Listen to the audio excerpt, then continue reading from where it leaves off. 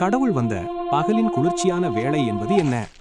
ஆதியாகமம் 3:8 வரும் பகலின் குளிர்ச்சியான வேளை குறித்து ஆராய்ச்சியாளர்கள் சில முக்கிய கருத்துக்களை சொல்கிறார்கள். 1. மாலை நேரம். பல வேதாகம அறிஞர்கள் கூறுவது இது சூரியன் மறையும் முன் மாலை காற்று வீசும் நேரம். எபிரேய மொழியில் ருவாஹ் என்றால் காற்று அல்லது தென்றல் எனவும், ஹயோம் என்றால் நாள் எனவும் அர்த்தம்.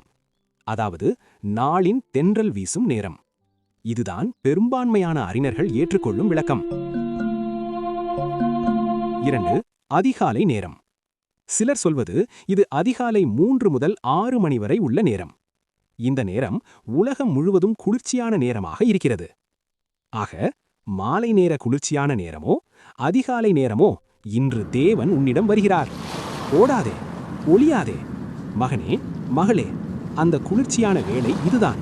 இப்போது அவரை சந்திக்க நீ ஆயத்தமா?